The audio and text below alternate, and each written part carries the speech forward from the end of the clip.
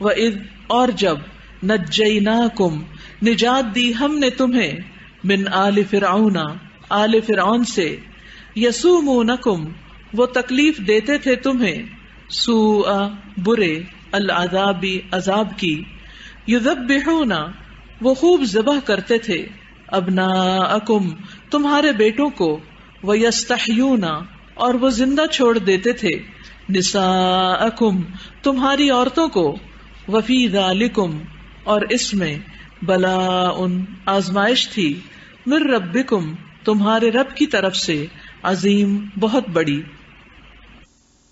وَإِذْ نَجَّيْنَاكُمْ اور جب نجات دی ہم نے تم کو نجینا نون جیم یہ کسی مصیبت سے چھٹکارا حاصل کرنا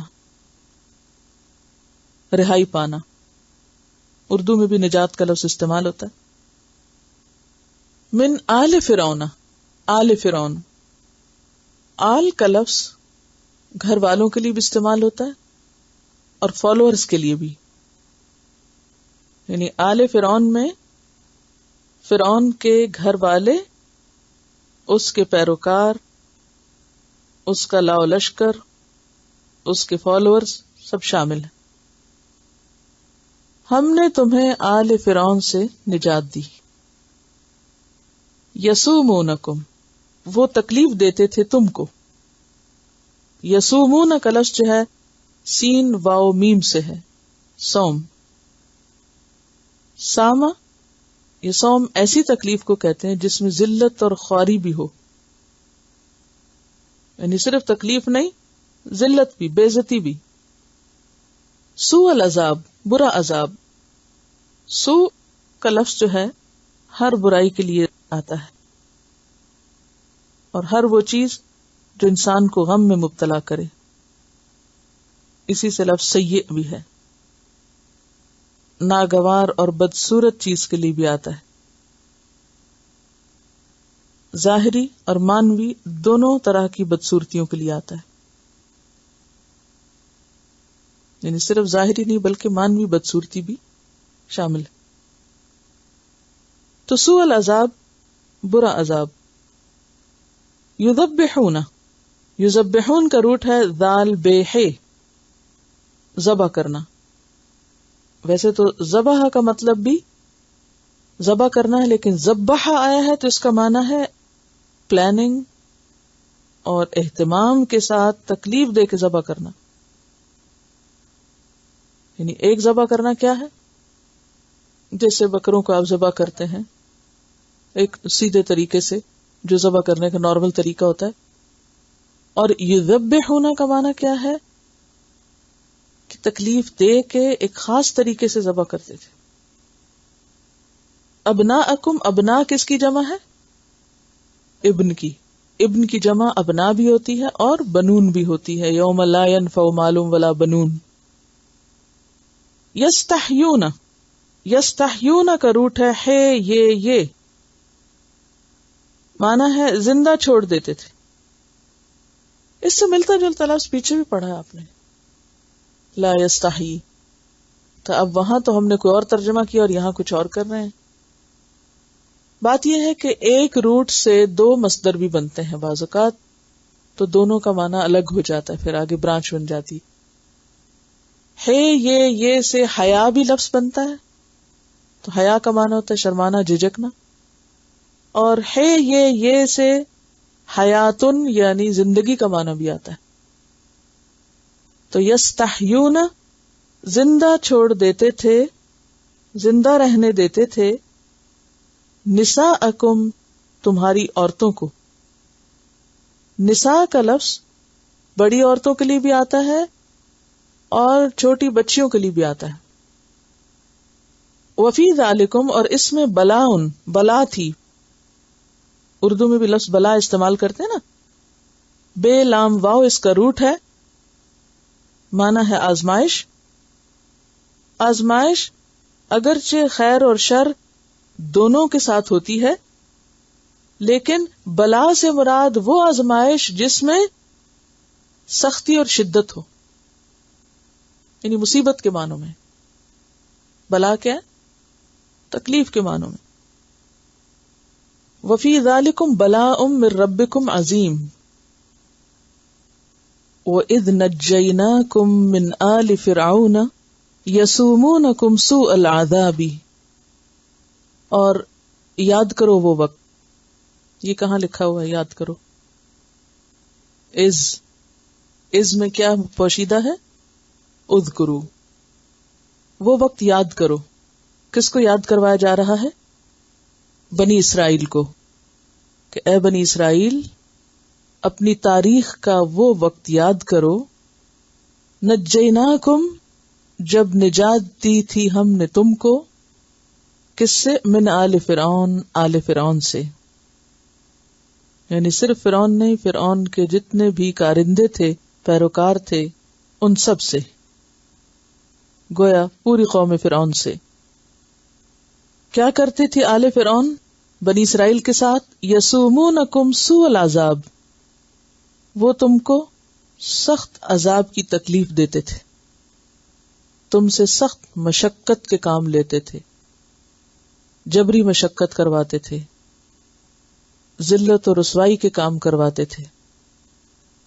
اور اس کے ساتھ ساتھ یذبحون ابناءکم، تمہارے بیٹوں کو ذبح کرتے تھے، تمہاری نسل کشی کر رہے تھے. وَيَسْتَحْيُونَ نِسَاءَكُمْ، اور تمہاری عورتوں کو زندہ چھوڑ دیتے تھے. یہاں اتنا کہنا بھی کافی تھا کہ وہ تمہارے بیٹوں کو ذبح کر دیتے تھے، لیکن ساتھ ہی یہ جب فرمایا گیا کہ وَيَسْتَحْيُونَ نِسَاءَكُمْ، تو اس میں ایک احساس اور ایک غیرت کو جگانا بھی مطلوب تھا کہ دیکھو جب تمہارے مردوں کی تعداد کم ہو جائے اور عورتوں کی زیادہ ہو جائے تو پھر تمہاری قوم کا حال کیا ہوگا. وفی ذالکم، اور اس میں بلاء من ربکم عظیم، تمہارے رب کی طرف سے تم پر بڑی سخت آزمائش تھی. اب بات یہ ہے کہ سزا تو آل فرعون دے رہی تھی یا فرعون دے رہا تھا، تو آزمائش رب کی طرف سے، تو اس سے کیا بات پتہ چلتی؟ یعنی ہم نے تمہیں آل فرعون سے نجات دی، وہ تمہیں سخت تکلیف اور مشقت میں مبتلا کیے ہوئے تھے، بیٹے تمہارے ذبح کر رہے تھے، عورتیں تمہارے زندہ چھوڑ رہے تھے یا ان کو اپنی لونڈیاں بنا رہے تھے، تو اس میں تمہارے رب کی طرف سے آزمائش تھی. بظاہر تو دنیا کا عذاب ہے، تو دنیاوی تکلیف ہے، لیکن اس دنیاوی تکلیف کو کیا قرار دیا گیا؟ آزمائش. اور آزمائش تمہارے رب کی طرف سے. ایسا کیوں؟ دنیاوی تکلیف، عذاب، یا رب کی طرف سے آئی ہوئی آزمائش کیوں؟ ذرا سا آپ سوچئے تھوڑی دیر کے لیے، انسان پر آزمائشیں کیوں آتی ہیں؟ یعنی اب اس کو آپ اس طرف ریلیٹ کیجئے، جیسے کہ میں بار بار آپ سے کہہ رہی ہوں کہ ایک دفعہ آیت کو کس کانٹیکس میں لینا؟ بنی اسرائیل کے، اور پھر اس کو اپنے اوپر بھی دیکھنا ہے کہ ٹھیک ہے ان کی زندگی میں تو یہ بڑی مصیبت آئی ہوئی تھی، لیکن ہمیں کیا سبق سیکھنا ہے کہ جب ہم پر کوئی تکلیف آئے، تکلیف آتی تو دنیاوی اسباب کے پردے میں ہے نا، کہ نہیں؟ دنیا کا ہی کوئی نقصان سامنے ہوتا ہے اور وہ ہمارے لیے ایک آزمائش ہوتا ہے. تو ایسا کیوں ہوتا ہے؟ بنی اسرائیل پر یہ سب مصیبت کیوں آئی تھی؟ کیونکہ وہ اپنے اصل رستے سے ہٹ گئے تھے.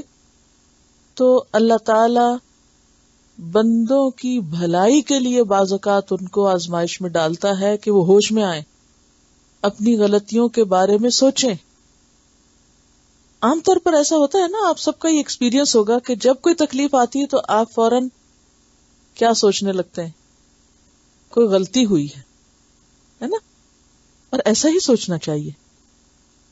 جب اپنے پہ تکلیف آئے تو کیا سوچیں؟ ضرور میری سے کوئی غلطی ہوئی ہے، اللہ تعالیٰ مجھے کوئی سبق سکھانا چاہتا ہے، دنیا میں ہی مجھے پلٹنے، رجوع کرنے اور توبہ کرنے کا موقع دے رہا ہے.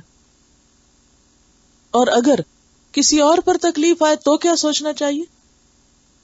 یہ نہیں اس وقت سوچے کہ ضرور کوئی غلطی کی ہوگی نا تو پکڑ ہوئی ہے. ہم جب اپنے پہ آتی ہے تو اور طرح سوچتے ہیں، جب کسی پہ آتی تو ہم کہتے ہیں اس نے کوئی غلطی کی ہوگی نا، کچھ کیا ہوگا تو پکڑ. دوسروں کے بارے میں برا نہیں سوچیں، دوسروں کا معاملہ اللہ بہتر جانتا ہے. ہمیں اپنے بارے میں سوچنا ہے کہ جب ہم پر کوئی تکلیف آئے تو ضرور سوچے کہ کہاں کوتاہی ہوئی ہے، کہاں کوئی غلط کام ہوا ہے. اسی لیے تکلیف سے نکلنے کا راستہ کیا بتایا گیا؟ اپنی غلطی کا اعتراف. لا الہ الا انت سبحانک انی کنت من الظالمین. یا اللہ تو ظلم نہیں کرتا، تو ہر عیب سے پاک ہے، قصور میرا ہی ہے، غلطی میری. تو یونس علیہ السلام نے جب یہ پڑھا تھا تو قرآن پاک میں آتا ہے وَكَذَلِكَ نُنْجِي الْمُؤْمِنِينَ، کہ جو مومن بھی تکلیف اور غم میں یہ کلمہ پڑھتا ہے تو ہم اس کا غم دور کر دیتے ہیں، اس کو تکلیف سے نجات دیتے ہیں. اسی طرح حدیث میں آتا ہے کہ جو شخص استغفار کو پابندی کے ساتھ پڑھتا ہے، کثرت کے ساتھ پڑھتا ہے، اللہ تعالیٰ اس کے لیے ہر مشکل سے نکلنے کا راستہ بنا دیتے ہیں. دنیا امتحان تو ہے. دنیا میں انسان کو ایک طرف نعمتیں دی گئی ہیں اور دوسری طرف اس کے ساتھ ساتھ تکلیفیں بھی ہیں. پھول کے ساتھ ہی کانٹا ہے.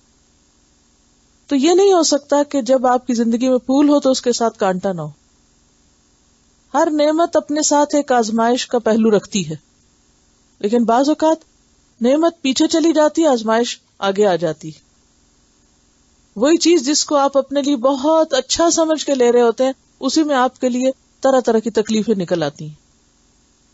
تو ایسے موقع پر انسان کو مایوس نہیں ہونا چاہیے، اللہ تعالیٰ سے ناراض نہیں ہونا چاہیے، بلکہ ہمیشہ یہ سوچنا چاہیے کہ میں نے کون سی غلطی کی ہے، میرا قصور کیا ہے، کیا کوتاہی ہے، کوئی بات تو میرے منہ سے ایسی نہیں نکلی، یا میں نے کسی انسان کو تو نہیں ستایا، یا میں نے کوئی اللہ کے حق میں تو کمی نہیں کی.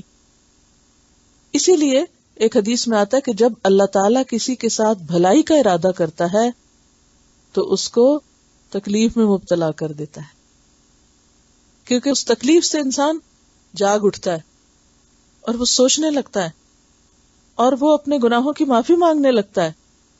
وہ کیا کہتا ہے؟ من الذنب الذی اعلم ومن الذنب الذی لا اعلم. اللہ اس گناہ کی بھی معافی جس کو میں جانتا ہوں اور اس کی بھی جس کو میں جانتا نہیں. کیونکہ ہم بعض غلطیاں ایسی کر چکے ہوتے ہیں جن کے بارے میں ہمیں احساس بھی نہیں ہوتا، گمان بھی ہمارا ادھر نہیں جاتا کہ ہم نے غلطی کی. اسی لیے ہمیں استغفار کی جو مختلف دعائیں سکھائی گئی ان میں سے ایک دعا یہ بھی ہے، اللہم اغفر لی ما قدمت وما اخرت وما اسررت وما اعلنت وما انت اعلم به منی. کہ یا اللہ میں اپنے پہلے پچھلے چھپے اور کھلے اور ان سارے گناہوں کی معافی مانگتا ہوں جن کو تو مجھ سے زیادہ جانتا ہے. وما انت اعلم به منی، کہ مجھے اپنے ان گناہوں کا نہیں پتا جو میں کر چکا اور مجھے پتا بھی نہیں کہ میں نے گناہ کیے، میں ان کی بھی معافی چاہتا ہوں. ایک اور دعا میں آتا ہے اللہم اغفر لی ذنبی کلہ، اللہ میرے سارے گناہ معاف کر دے، دقہ و جلہ، اولہ و آخرہ، علانیتہ و سرہ. کہ یا اللہ چھپے کھلے اول آخر سارے کے سارے گناہ معاف کر دے.